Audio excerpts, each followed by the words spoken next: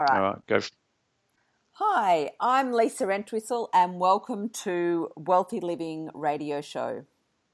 Through my wellness services, I help people develop a true connection to themselves, to others, and to the world around them. So to help me achieve this intention, I'm using this platform to have fortnightly conversations with a variety of different professionals to discuss topics that cover all areas of wellness and how our choices impact our life. So our work life, our relationships, our health, and then together with the guests, we suggest ways to implement that and take action so that you can live a more healthy, happier, and wealthier life. So today, I'm really excited about this episode. We're going to be discussing a rapidly growing area in the field of science, and that's DNA analysis and how decoding DNA is helping make for better health and wellness and lifestyle decisions. So it's really exciting, it's a really current topic, and it's a really growing area. So to discuss this, I'm bringing on someone by the name of Allan Sheffield. Allan is the co-founder of a company called MyDNA. He's the chief innovator in this company, and interestingly enough, Allan has a background in technology. So it'd be interesting to see how he moved from that sort of technology area into what he's doing now and what's happening in the area. So I'm going to bring Allan on now, and he can give you a little bit more information about that. So welcome, Allan. Hi, Lisa. Thanks very much for having me on the show. Pleasure. So, I was just telling people a little bit about what you do, or not so much about what you do, but where you're from, MyDNA, and that you've actually got a technology background. So what brought you from what you were doing to now working in this really exciting area of science? Look, so I definitely came from a more technology sort of background, an IT sort of background. I worked for companies like IBM and Fujitsu and Telstra. But I guess what really brought me into the genomics world was the passion and the vision of my father, Professor Les Sheffield, who's actually one of, a world expert in genetics. And he set up the genetics department in both South Australia as well as here in Victoria, in Melbourne, with one of the key doctors that set up the Murdoch Children's Research Institute. So he spent the last 30 years or 40 years almost taking genetics from, I guess, research and trying to make it applicable clinically. So most notably, he introduced Down syndrome screening testing in pregnancy, which a lot of people may be familiar with, as well as introduced genetic counselling to Australia. So he's a real pioneer. And I guess one day he came home about 10 years ago and said, look, there's a whole lot of genetic tests that we can do that are in the research, but people are just not using them, that could really help and benefit their everyday lives. And that really excited me as it's very hard to get government funding for something that's new and novel. It needs to be proven and backed to get big sort of NHMRC grant funding. And so we thought we would start a company with a view of trying to make genetics much more accessible and useful for people in how it affects their everyday life. Wow. So are you getting, is it being supported by the government or by? Absolutely. I mean, so we started the company in sort of partnership, I guess, with the Murdoch Children's Research Institute, and they funded all of Les's time for the first 3 or 4 years until it became, I guess, a bit more commercial and not in their, appropriate for them to fund anymore. And then we've also had significant government funding from both the state government to do clinical trials in leading teaching hospitals such as Royal Melbourne Hospital in Melbourne, as well as federal government grants. So the government can see the potential of genomics, and I guess has certainly helped us on our journey over the last 10 years. Oh, that's brilliant. So what type of testing is available? So what do you actually do at MyDNA? Maybe you can give us a bit more information about that. Sure. So, I mean, I guess My DNA is a genetics interpretation company, and I guess what we're doing is looking at how people's genes impacts their health, their lifestyle, and their nutrition. Um, and so, I guess in trying to understand what that is, if you sort of, I'm not sure how much the audience really understands about their genome, but it's sort of been quoted as the most important map ever produced by mankind, but it's your blueprint. And if you look at someone's genome, it's made out of 3 billion base pairs and 25,000 genes that make up your genome. And what we're finding out is that more and more, as we discover how those genetic markers can influence how we look, our eye color, some of, I guess, our personalities. We're also learning about how it affects our health, to do with how medications, our wellness, how it affects our nutrition and weight, and a whole lot of other information. So, most people, when they think about genetic testing, they actually think about things like much scarier, like breast cancer.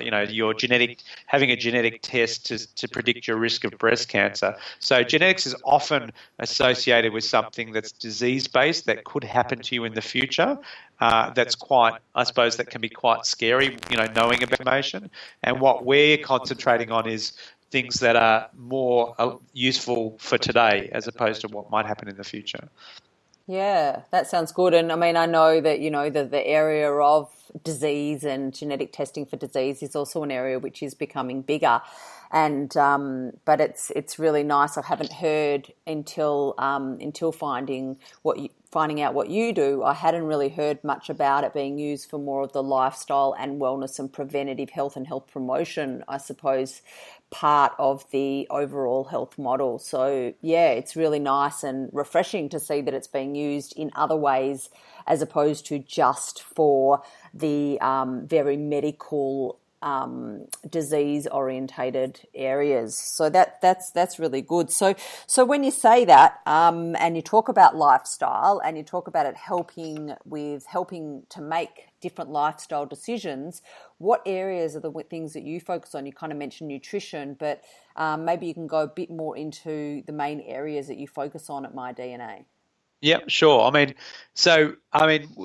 we're looking at, I guess the company started with looking at how your genes in fact impact the way you respond to medications. So that's a really big area for us, and it's something that we've got many doctors around Australia already using, and in fact, the testing is available in about over 1,000 pharmacies across Australia as well. So, so that's looking at how the variability in the way that people respond to medication. So some people take a medication and it works fine as is expected, but there is quite a lot of people that experience side effects from these types of medications, and there's another group of people the drug just doesn't seem to work at all. And so your genetics actually plays a key role in processing and metabolizing these medications, particularly in the areas of mental health. Which is a lot of trial and error in trying to find someone to start on an antidepressant. You see people go through, really hell trying to find the right dose and the right drug, whilst they're already, trying to deal with their mental health problems as well. So the genetics can be a really useful tool to try and predict the right medication at the right dose from the beginning. So that's a really big area for us, Yep. and that's something that we're the experts. And then recently... Before you go on to the other areas, I just want to touch a little bit more on that area of medication, because I think that that's a really interesting area. And, I'm sure I do, and I'm sure everybody has someone that they know within their lives, either close or a little bit further out of their circles, who has had that problem with mental illness, and whether it be, a mental illness that's really overly affecting their lives or one that is just slightly, they have had problems with going on medications and the side effects that can happen by doing that. So this sounds like a really exciting kind of almost breakthrough to be able to possibly reduce the risk or eliminate some of those side effects. But how accurate, what I'm wondering is, it sounds amazing, but how accurate is it, and how much of an effect does it really have? Like, have you been sort of following up on, like, is there follow-up on when someone does testing and finds out that, you know, they've got a certain gene which would react to certain medications better and not react to other medications, or the side effects? Like, is there a follow-up area where you're actually gaining data to know whether this is actually, how much of the puzzle this is actually fixing, like how much it's working? Yeah, absolutely. I mean, mental health, as you said, look, there's a lot of people experience side effects when they're taking antidepressants. So they might start. Usually, the doctor's approach is sort of to start on a low dose and sort of start slow, and then see how the patient reacts. And if some people are fine, or and other people get horrible side effects even at low doses. And so, what we're actually doing is we're looking at the gene that sit in your liver that actually metabolize the drug. So some people, you get one gene from your mother, you get one gene from your father, and if you have two what we call genes, then you might process that drug fine and therefore be able to tolerate it at a small dose or even at a higher dose and get its desired effect. But if you actually had one, not what we call non-working gene, effectively you're only running at 50%, and so therefore it's like taking double the dose of the drug, and so people start to get side effects much quicker. And so we can actually, by looking at, and some in fact have missing the gene altogether, and therefore they will never be able to process the drug, and that they're much more likely to get a build-up of the drug in their blood levels because their body can't break it down, and therefore they get all of the side effects. So the test is extremely accurate in terms of explaining those side effects to the antidepressants. It's a little bit more tricky to explain what if the drug's not working, because there can be many factors involved in that. But that's the thing it can predict as well, because the reason it might not working is you can actually have multiple copies of the gene and actually process it through the body too quickly, and therefore it just doesn't have the right effect, and you need a much higher dose to get the desired effect. And that's why if you give two people the same medication at the same dose, you get a lot of variability. And what we can do with the genetics is actually work out, well, which group do you fit in? Are you into processes the drug slow, so therefore you need a low dose, or maybe a different drug altogether that doesn't go through your liver, goes through another pathway? Or do you process it too quickly, in which case, you need much higher dose, or again, another drug that's not using that sort of metabolism process. And there are many, many antidepressants, but the genetics actually covers around 90% of the antidepressants on the market. So you do the test once, it's relevant for your time, and then if you have to go on an antidepressant, your doctor has that information and can make sure that you're on the right one from the start. And as I mentioned before, that's for someone who's having issues with, anxiety or depression, that's extremely debilitating. And if it takes 6 months to find the right medication, well, that's 6 months of your life that you could have avoided had you had this information from the start. So, what we're seeing is globally, the health insurers in the US and even Europe are basically subsidising the cost of this test, particularly for mental health, because they can see the merits. So I would say that, when I started the company 10 years ago, there was some evidence, and that's certainly the evidence that my father, saw in the research that he thought was strong enough that he could make it clinically applicable. Now, 10 years later, there's actually international guidelines that we actually reference to say if you've got this genetic result, then you need a lower dose or a different medication altogether. And that's the type of information that we feed into the doctor so that they can be more informed. And it's had tremendous success globally. Wow, it sounds amazing. It sounds like a real breakthrough, and it sounds brilliant. And it just, I suppose for me, just sitting listening to this, and I'm sure maybe for some other people that are listening, it just seems like, how come mental illness has been around for so long, and this information seems so almost obvious, and it just seems like it's crazy that we're only testing for this sort of stuff now, and this is all becoming Yep. only accessible now. I mean, people have been giving medication for years and years and years for mental health, and this seems just like, why is it just all of a sudden that this is Yeah. like being accessible? Like, where did we go wrong? Well, I guess it falls into the category of something that's still relatively new for medicine, in terms that, in the last 10 years, the evidence or even the last 5 years, the evidence has started to become quite strong. Most doctors actually didn't study genetics, when they went through medical school. Okay. And they didn't learn about this. So there's a big education step for people to understand, to keep doctors, I guess, up to speed with understanding how fast this technology is moving. It's a bit like, you used to have a Nokia phone, that didn't have a smartphone, and now you've got this Apple phone with all of these, devices and apps and things. And, now you couldn't live your life without a smartphone, right? Yeah. So, and one of the reasons is, the big in the genomics, if we go back talking about the genomics scenario, is that the cost of this testing probably 5 years was prohibitive.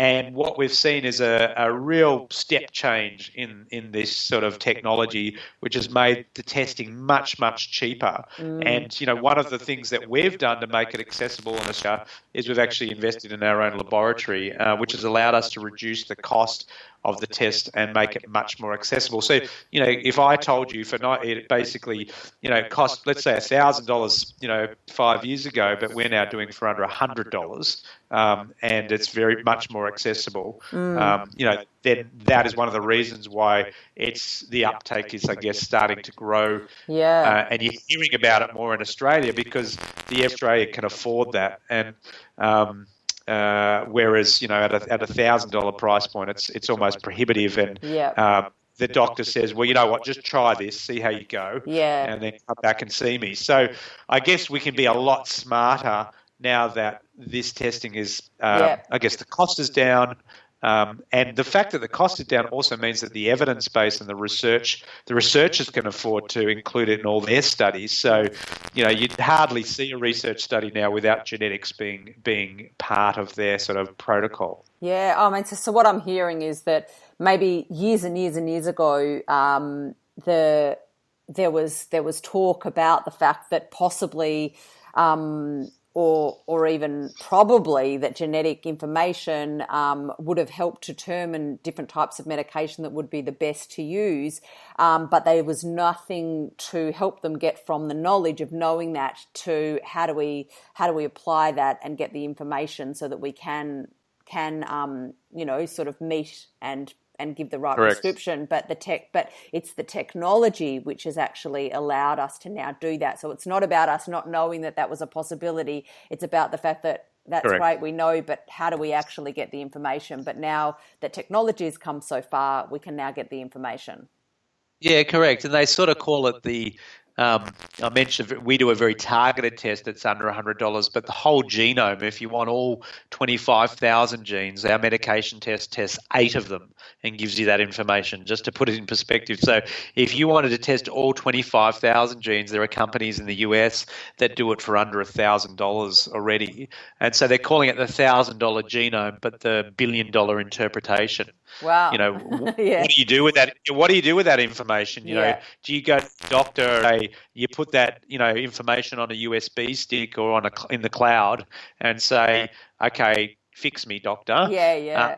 Most GPs they don't know what to do with that, or even your practitioner or your psychologist. And that's a whole nother conversation, as well as something I want to touch on later in this conversation is about that interpretation and moving from that side of, all right, we've got all this information, but what do we do with it? And I want to bring that up a little bit later in our conversation today.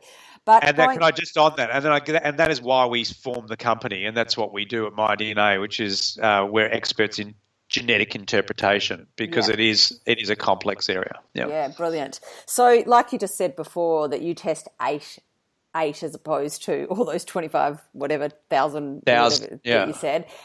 So of those 8, let's hone in a little bit on that. So we've kind of covered the medication. What are the other areas, like the nutrition and the exercise that I saw that you do when looking at your your website and finding out a little bit more information. So can you talk us a little bit, maybe we'll start with the diet. So what do you do in the area of nutrition, and how does that actually help people?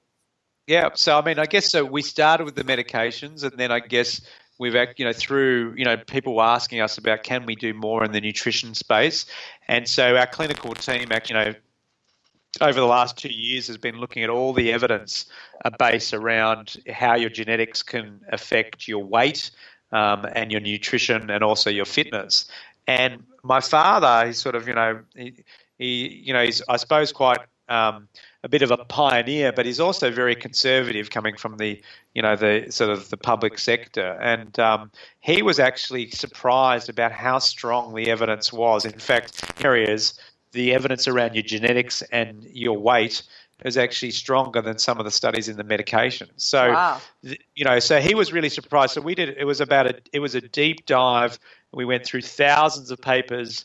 We've got a team of 8 people here who are PhD molecular geneticists who are being supervised by my father. And I only talk about this is because sometimes when you talk about genetics and nutrition, people say, oh, there's no evidence in that area, where the medication, it's probably much more established. But what we learned is actually there is good evidence. And in particularly what we looked at how does we've got a big challenge in Australia where there's a lot of obesity.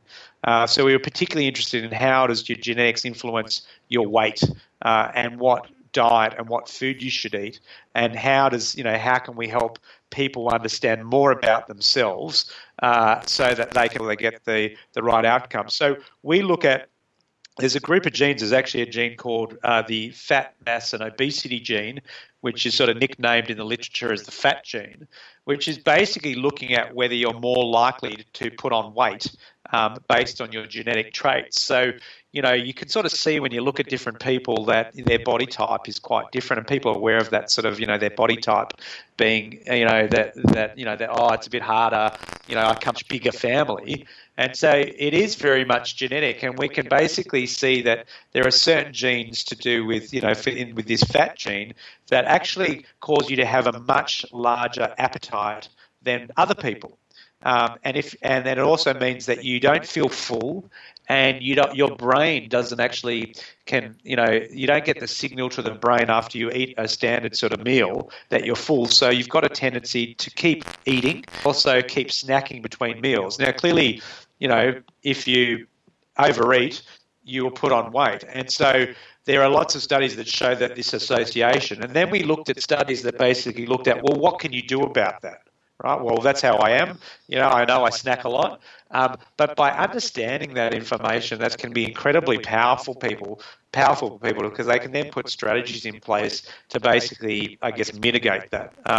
And there are studies that basically show that, that a higher protein type diet will keep that sort of person fuller for longer, and therefore over a 2-year period showed that that group of people lost a lot more weight than if they went on another diet.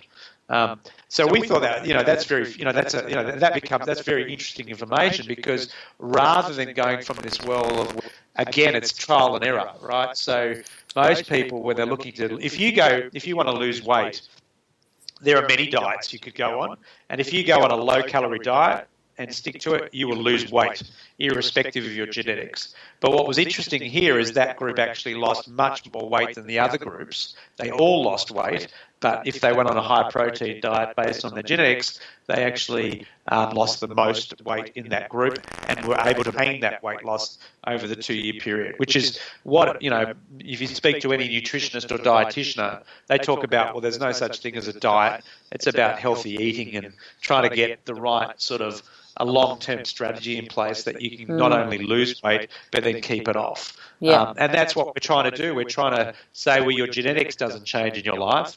Here's some more information for you to understand about your body type, and this is the best diet for you based on your genetics. But it's a diet for your lifestyle. It's not for your life, I should say, rather than a quick fix. So that's all.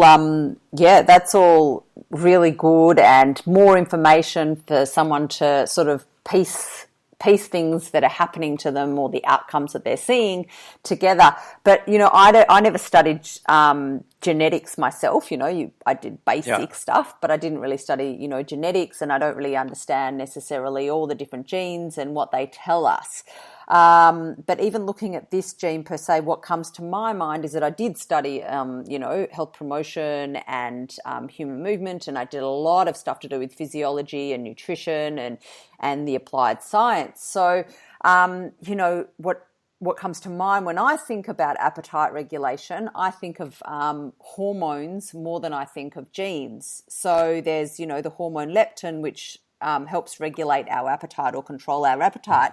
And then there's ones that, and, opposed by, the hunger hormone, which is, I can't remember what the what that's called, but there's different, I suppose, different hormones that have an effect. And so where does the difference happen between hormones and their effect on these same things? Because without the genetic information, we can also base this information on hormones. Like a shift worker is not going to produce the same amount of leptin because it's produced heavily when you're sleeping, and their appetite may not be regulated as much. So I could do the same as a nutritionist for them and go, well, we really need to put you on something that has a higher protein diet, which keeps you fuller for longer. And without the genetic information, I could do the same thing when I'm consulting this person.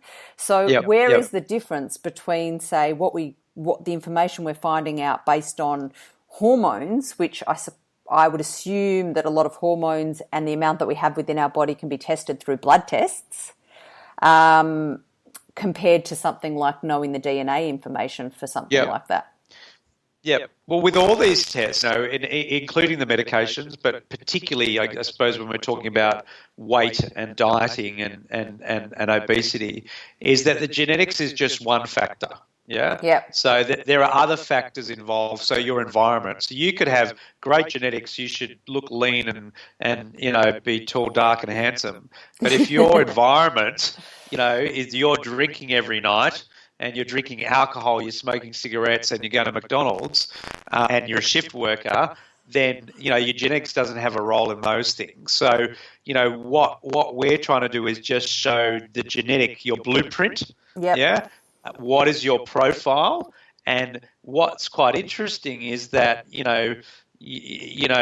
people sometimes, by understanding that they've actually got a genetic reason for why it's harder for them to lose weight than others, can be the sort of, I guess, the trigger that actually puts them into action. And there's actually studies that show it's a bit like having a cholesterol test and saying you've got high cholesterol. Well, usually that prompts someone into action to at least eat less fatty foods, try and lose a bit of weight around the gut, etc. So, your genetics is just another data point.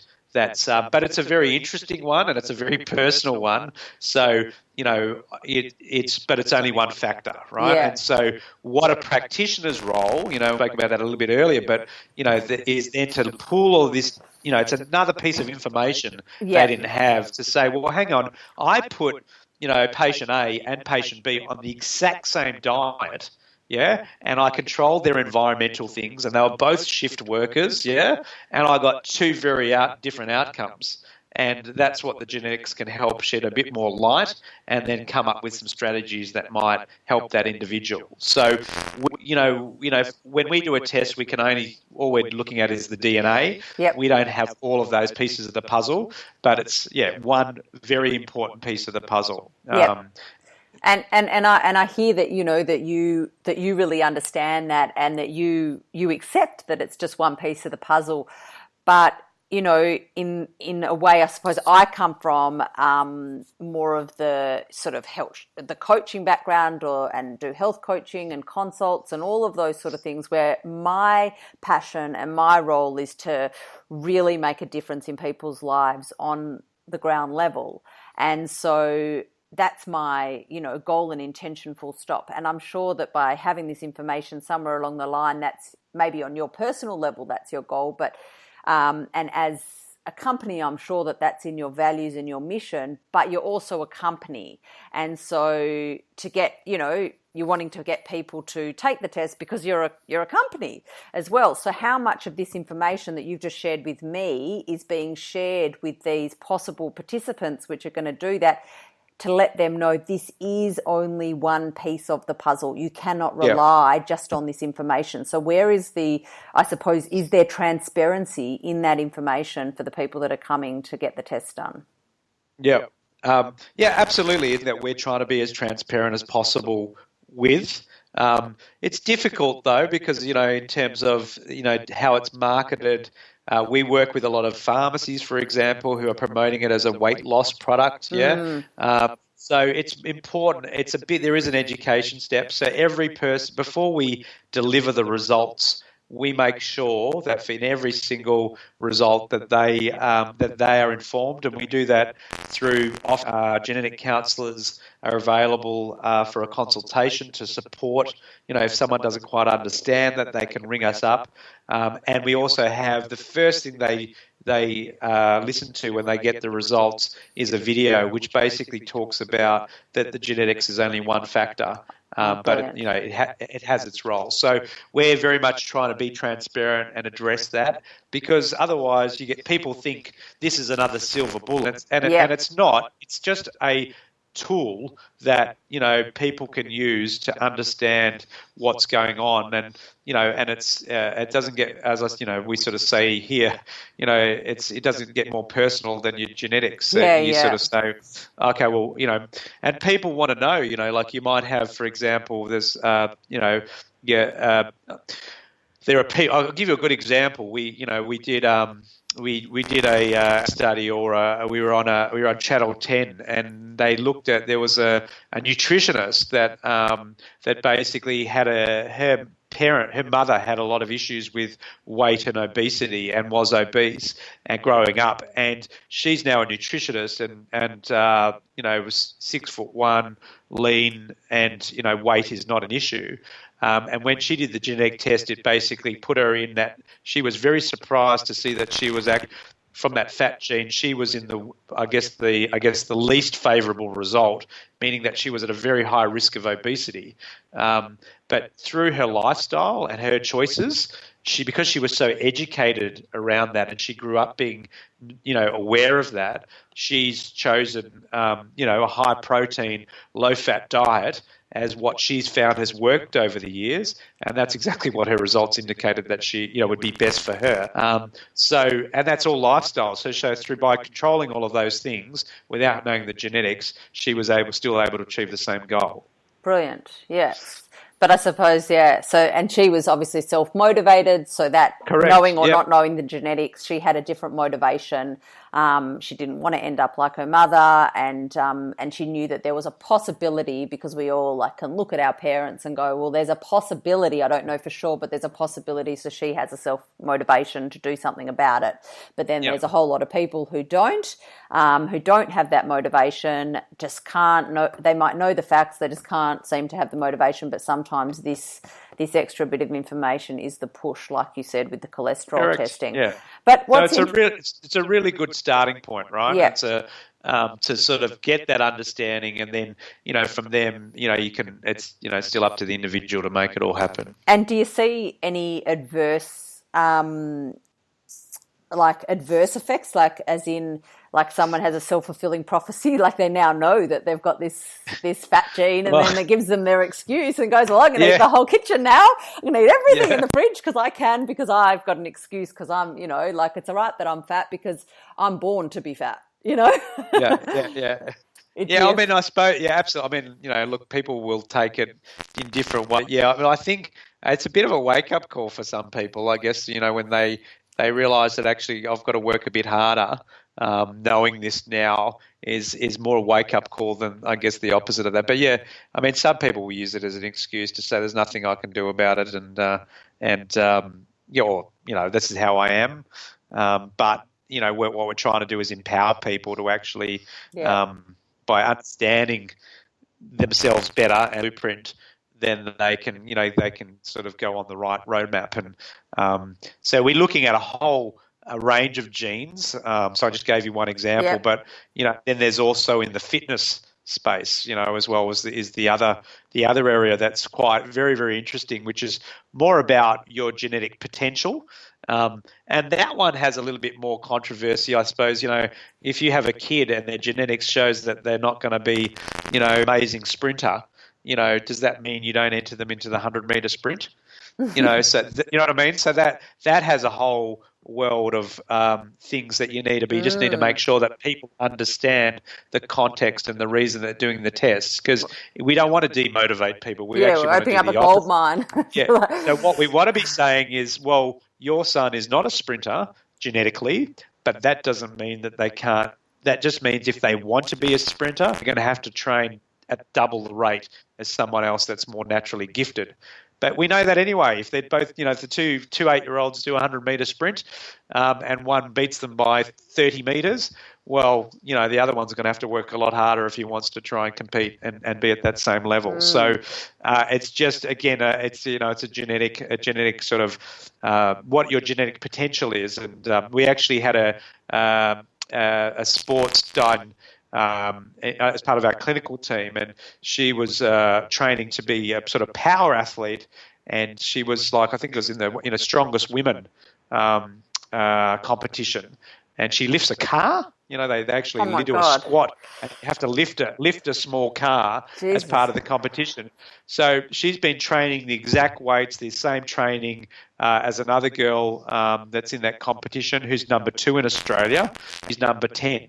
And she can, even though they're training exactly the same, and she was actually a little bit surprised when she saw her genetic result, right? So, which was basically said that she didn't have the power gene, and it sort of explained to her, well, I can still do power because I'm the 8th strongest woman in Australia, but it explained why I'm not number 1 or 2. Because we're doing the same weights, the things, but for some reason I just don't have that thing. So that just motivated her to do even more. Do you know what I mean? Yeah. So that she's got to, she's got to be,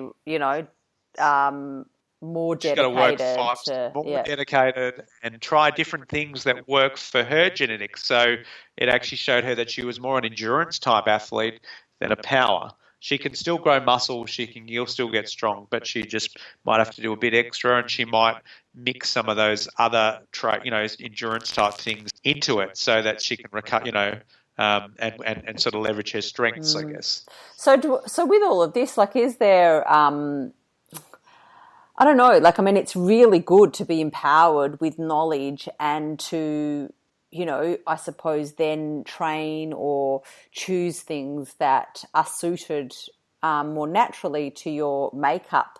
But does it, I don't know, like, is having this knowledge, is it not necessarily always a good thing? Because are we then, it's like, I suppose when we, things like go to a psychic and the psychic tells us certain information, right? Yep. And we change our pathway based on something that the psychic has said. And I know there's a big difference between scientific, grounded, evidence-based data and something that the psychic has said. But if you're a big believer in psychic abilities, then do we almost disempower ourselves because we go on external information as opposed to what we like and what we feel is our path that makes us happy without the data?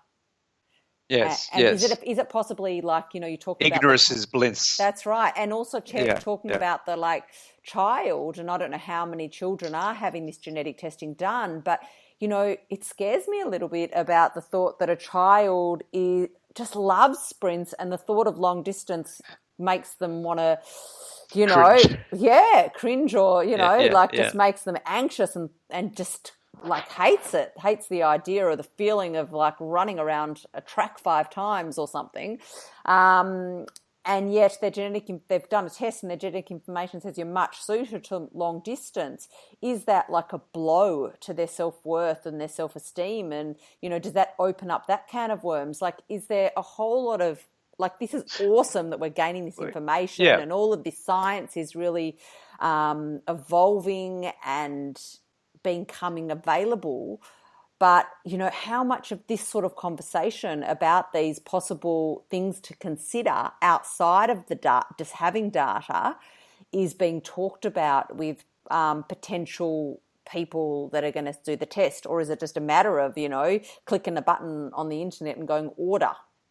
Yeah. I mean, look, absolutely. I mean, we're very conscious, and we're not really marketing. It's really, the test is mainly marketed to 18 plus, but that doesn't mean it's not relevant for kids, and there is implications, and there are people that it's certainly accessible for parents if they want to purchase it for their kids. So we just make sure that when we're presenting that data to parents for their kids, that they understand the context of what it is and what it isn't, and are transparent as possible.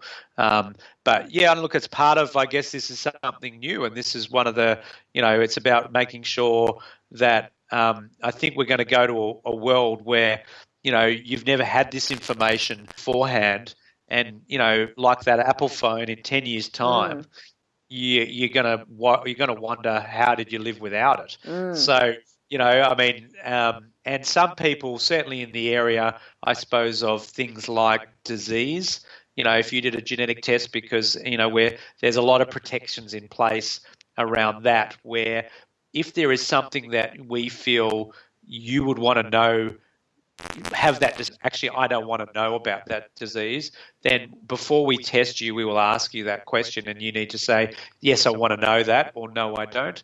But mainly the tests that we are doing, I guess, are, especially in the fitness, a bit more fun. And it's more about trying to engage people to understand how powerful this information can be, and how useful it can be to hopefully help them live a better and healthier life. So we're drawing the line, and that's why we don't do it. At My DNA, we don't do any disease-based testing. If it's got anything to do with disease, we put that in a different bucket, and we actually don't test that gene and exclude that from what we're testing, because anything that has the sort of implications that you really should be worried about, we need your consent before we would do them. Yeah.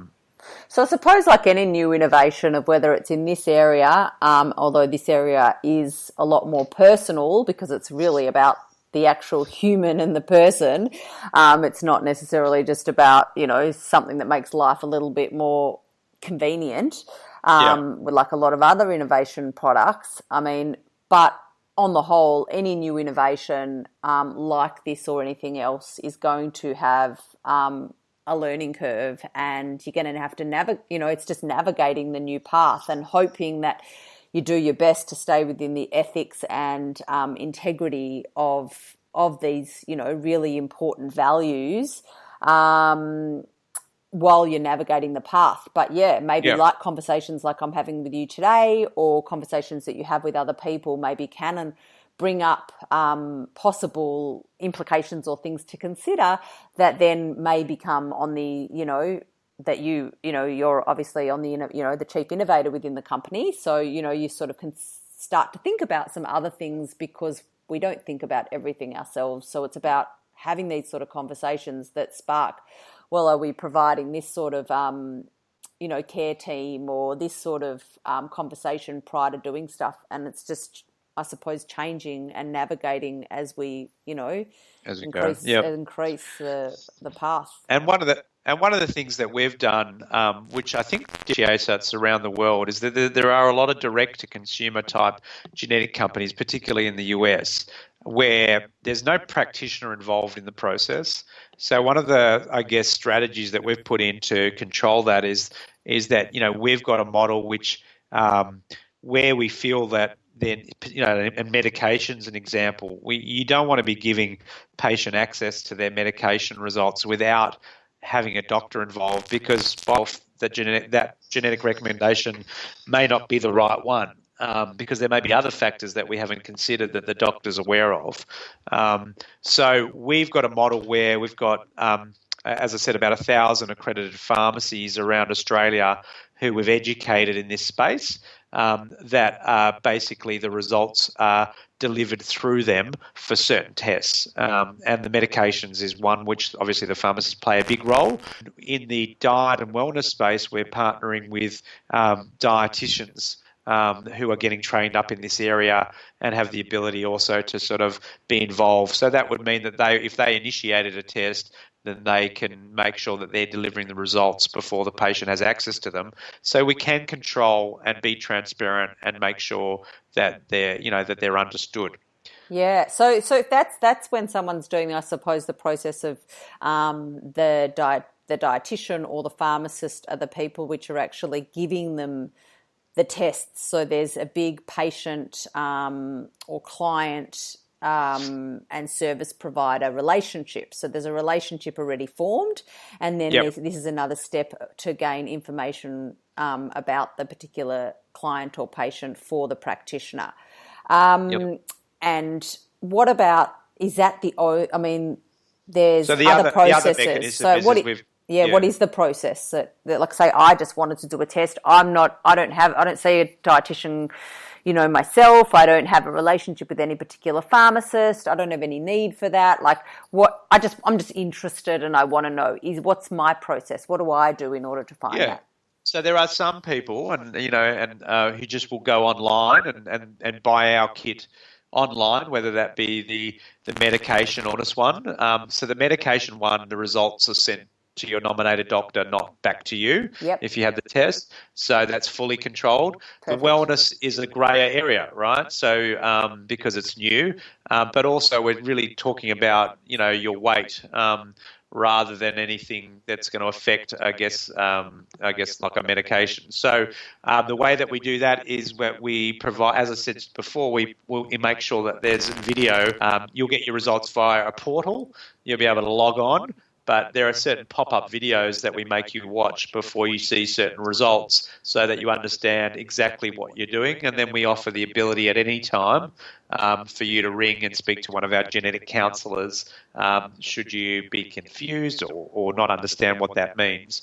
So we're trying to support that process as much as possible and put as many safeguards in place so that the results can be understood and in the context of what they are and what they're not.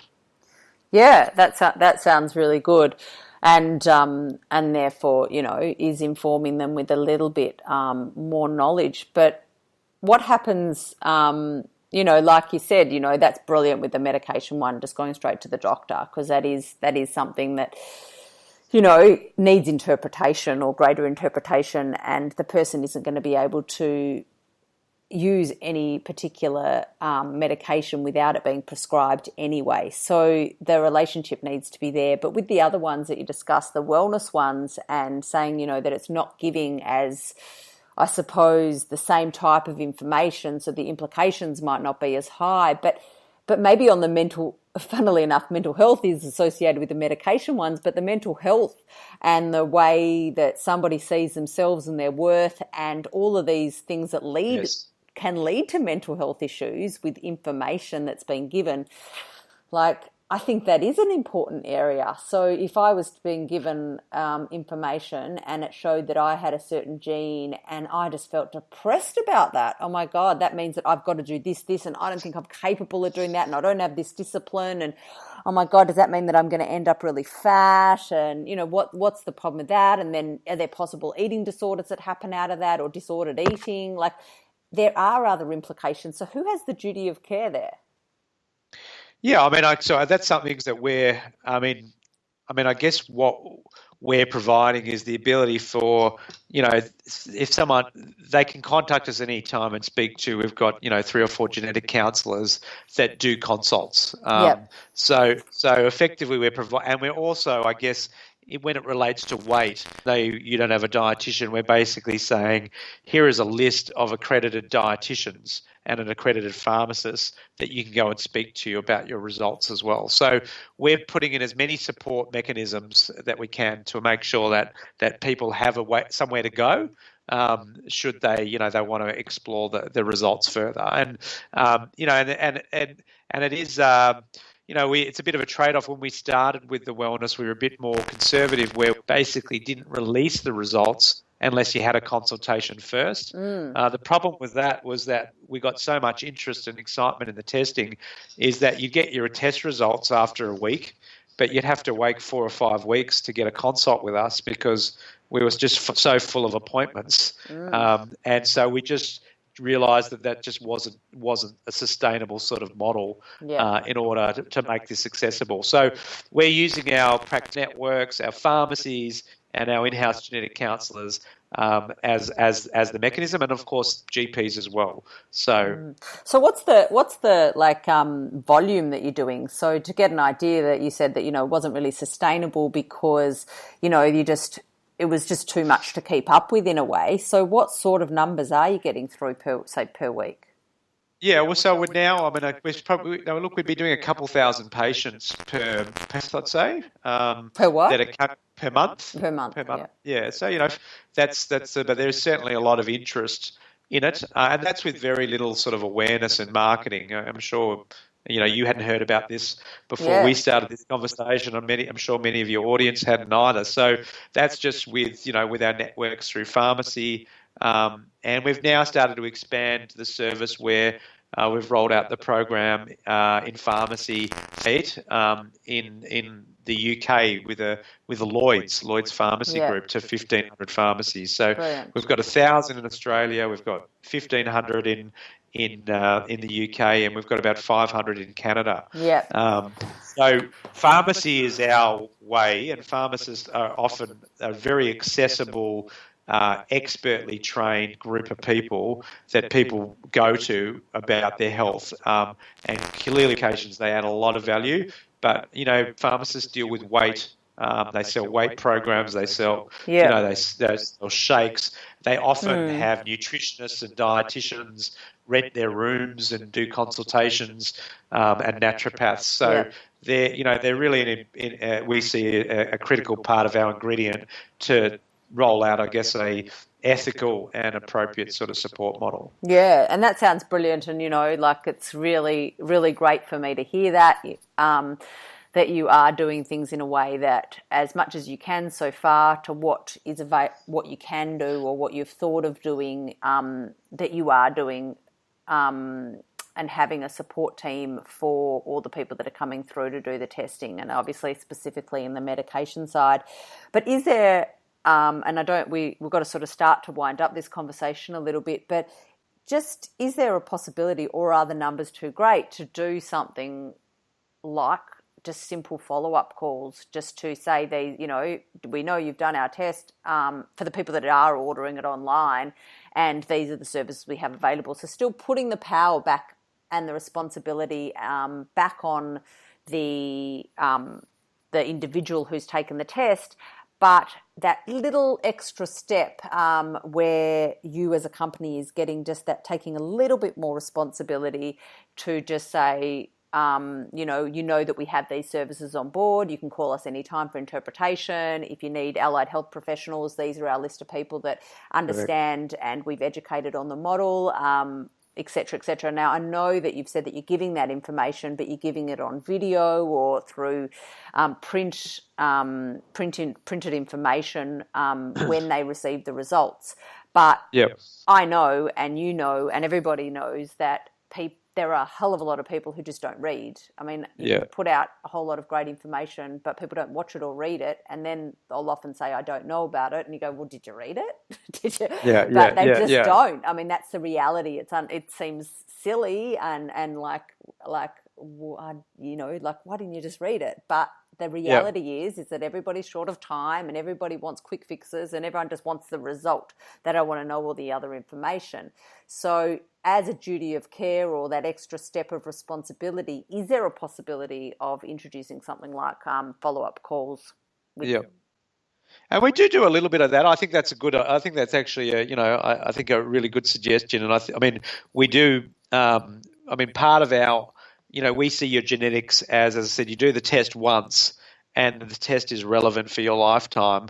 But we'll only test what you wanted us to test for. But in the future, if you want to do a different test, there's something new that comes out, we basically can rerun that sample with your permission and effectively get that information. So we're trying to build, I guess, a genetics journey for your life. And a part of that is trying to keep, for those people that are happy to receive communications from us, we send some regular communications with them, which has access to those sort of support services. Some of the people have been introduced to it through, they understand that we exist, but yeah, and we obviously looking for feedback and surveys and those types of things to understand, hey, what did you think of it? Did you find this useful?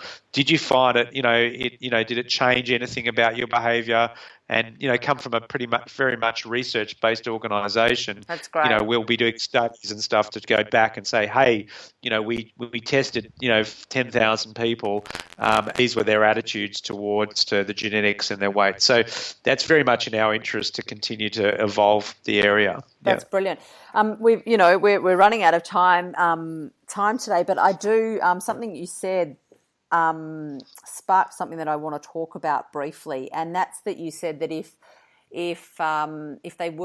new tests were to become available, and somebody wanted to get more information than, say, the test that they'd put in for, that you could use that sample. With their permission, you could use that sample to test for other things. So what that makes me think about is who's holding the samples and how long are those samples being held for and who owns them. Because, there are, I start to think about the possibilities of opportunistic scientists who, want to, mine the data set and create research, have a research agenda. And then create a monopoly. So they, get the information, they've realised that of this set of people that there's a really common thread that is happening amongst Australians aged between this bracket and this bracket, and so many of them are holding this type of gene, and we can develop a medication that can really help that person. And so then they go off with that data, develop this medication, then sell it back to the person who's actually paid for the test. So to me, there's a whole lot of unethical possibilities that can occur depending on the privacy and confidentiality. And how does the person who does that, how are they assured that there's privacy and confidentiality there? Yeah, and look, absolutely, that's something that people should be aware of when they're doing genetics. And we take that very seriously at MyDNA, and we have a privacy policy which basically says that sample and that data belongs to you, the individual that did the test, and that we only share that data where you've consented to share it with a particular health professional. So you might have said, I'm happy to share this with my GP, I'm happy to share my pharmacist, and nobody else. And so if someone else rings us up and says, oh, look, I'm a naturopath and I want to get access to this, we actually will not share that information. We will have to go back to the patient who has to choose to share it. So our view is that the data is the person's, and we also have a policy which is a little bit different. There are some genetic companies in the US that sell that data for research to pharma companies. It is de-identified, but we're doing that, and our policy is not that we're not going to be selling the data to research companies. This is really a service for you, and we'll keep it secure and store it. And if you want us to destroy it, we'll destroy it.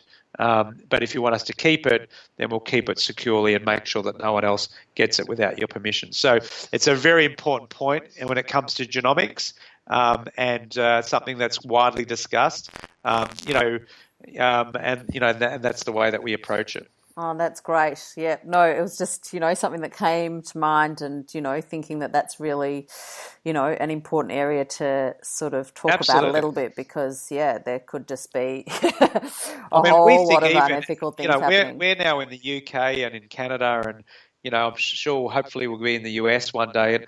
But, I think there's going to become a time where people are not going to want to keep their data in, they'll want to keep it in Australia, or if they live in the UK, they want to keep it in the UK.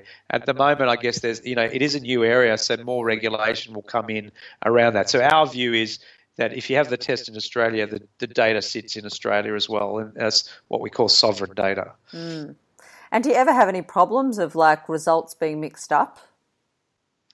Well, we're NATA accredited, which is sort of, clinically accredited. So we've got a very rigid process for checking. So it's the same, I'd say the same risk as any pathology company would have. But yeah, the chances are very low because the way that you make sure that the sample is identified and not mixed up. There's lots of processes and double checks in there to ensure that that doesn't happen. And have you troubleshooted that if it was to happen that you would contact the person to let them know, or do you kind of just let it go? If there was any confusion on the sample's destroyed and you have to do a recollect. So, Brilliant, so basically there's a validation process, a bit like when you ring up and you want to access your bank details from the Commonwealth Bank or something. There is a verification of the sample, the information we have. It needs to have 3 points of data. If we can't match anything, we basically have to destroy the sample and start the process again. But look, the collection process of this stuff's pretty simple these days. It's a simple cheek brush that you rub it on the inside of your cheek. You send it off in the lab, and you get the results within 7 to 10 days. So, wow. that's much preferred than mixing up the sample, which has got more risks. Yeah. Yeah, brilliant.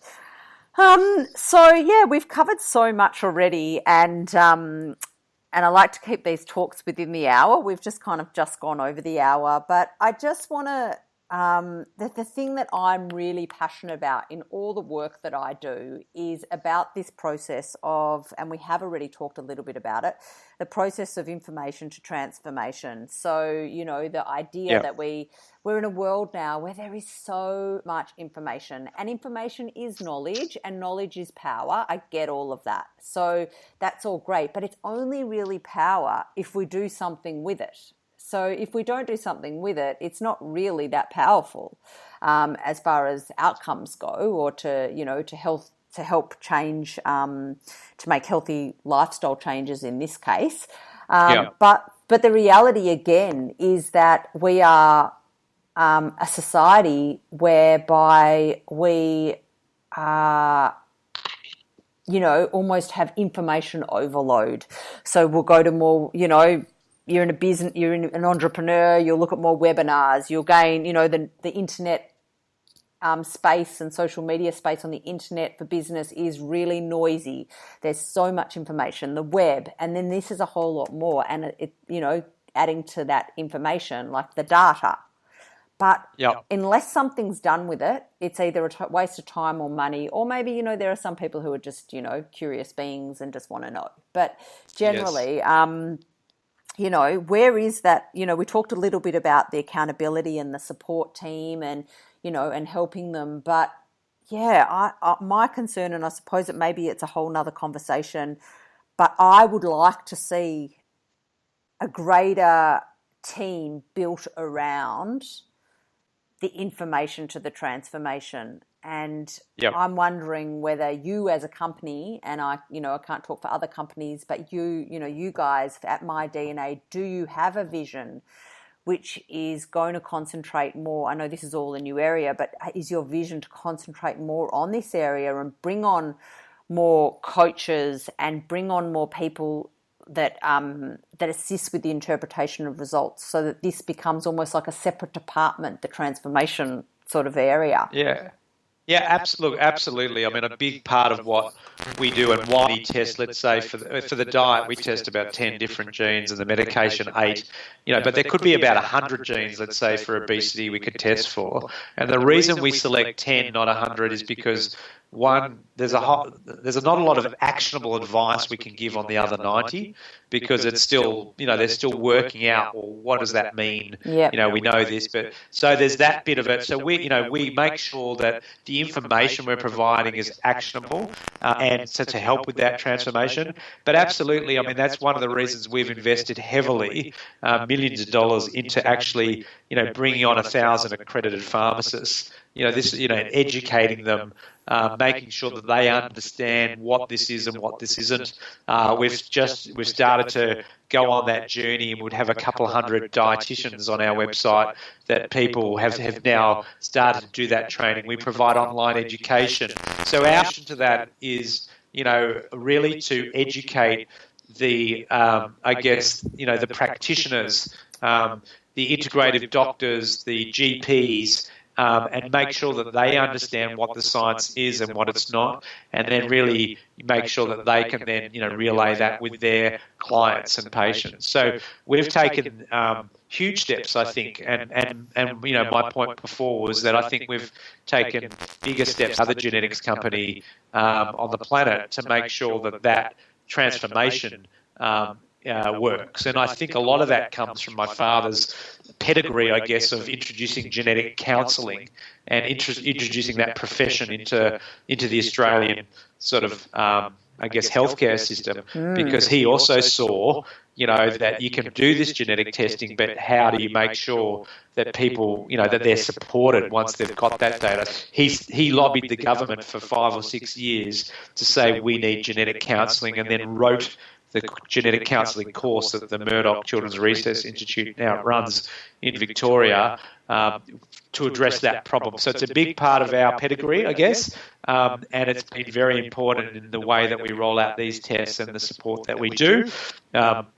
And so we're focused on it, but it's sort of a partnership thing, It's about training people up. Radio information sessions like this one we're having with you, Lisa, go a long way to people being more aware and having practitioners saying, I want to know about that. So that's a big part of our process. And we've spent, a number of years educating GPs around medications and pharmacies now about both medication, wellness and fitness. So... Brilliant. Sounds like you're doing an amazing job there, and that you've got a great vision, and that, maybe it really pays to have someone as the co-founder who's your dad's got all the scientific knowledge-based stuff, and you've learned obviously so much within 10 years, but coming from that more innovation and tech background, you're really able to maybe see the vision a lot better and have a more integrated approach than when other companies that might just have those medical professionals on board to develop some of these things. But, having the combination really allows for more of an integrated approach and more innovation and more ideas and more growth to really, really look at some of these areas. So that's brilliant. So, we're really going to, as I said, we really do need to wind up. But is there any technology that is coming out soon? You're doing the 3 tests now that you're really looking at that we've already discussed. Is it what's on the horizon? Well, we're always, absolutely. I mean, we're looking at some really exciting stuff. We're looking at them one is looking at smoking cessation. Can we do a genetic test to predict whether a patch might be better than the medication, for example, which is more on the medicine side. So that's really interesting, and we're doing a lot of research in that area at the moment. Some of the food tolerances is something that's so even a simple test about caffeine sensitivity. Two people that have the same amount of coffee in the day have very different reactions. One person will stay up all night and the other person sleeps fine. So that'll be something that will be available soon, as well as things about bitter taste, alcohol sensitivity. We're also looking at sort of childhood development things. What are some of the things that we need to understand about children and genetics that could help with their development and their choices. So the list is really, as I said, there is so much science out there, and our job is to sort of work out, is the test useful? Is it actionable? And I suppose, using your words, is it, can we go from information to transformation in a meaningful way? So I encourage people that are interested in this area to go to our website, which is www.mydna.life, and at least subscribe to us to in touch of all these new developments, and as they become more, I would imagine in the next 12 months, we'll really expand the breadth and the depth of our offerings. Yeah, brilliant. That's brilliant. I mean, it's such an exciting area. There's so many exciting opportunities out of it, even if it is just, that one piece of information, but it just adds to, the whole idea so far that people have been working with, which is just kind of like lifestyle and some just, information about your genetic history. But it's really exciting area. I know that, it's becoming so much more popular, even on the internet, people are doing tests to find out, and I don't know about the accuracy of this one, but, about their genetic their hereditary or ancestry Yeah. line. Exactly, that's what I was thinking of. So it's brilliant and it's so exciting, all the areas. So I think you're doing an amazing job, and yeah, thanks for coming on today and letting us know a little bit more about what you're doing, your missions, your values, and what's available for people. But yeah, it's a really exciting area to watch and see the technology really assisting in helping people make healthy lifestyle choices. So if you want us to, as Allan said, if you want more information on what they do at My you can go to, repeat the website. Yeah, so www.mydna.life, Life. Yep, great. And I'll put that on the show notes as well.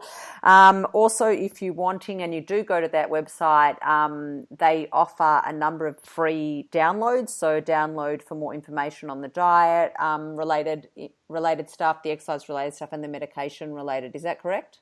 That's right. They can get a free sort of ebook or really information booklet to see if it's something that might be right for them. Awesome. Well, thank you so much for coming and giving your time and having this chat with me today. It's been really interesting and I've learned a lot, and I hope other people have learned a lot. And yeah, it's a really exciting area. So yeah, congratulations for the development and the innovation that you're bringing to the population. No, you're welcome very much, Lisa. It's been a good and fascinating chat, and it's a very exciting area, and I think it's just an area. I think our world will be very different in the next 5 to 10 years, and genetics will play a big part in that. Awesome. All right. Well, have a good rest of your day, and thanks again.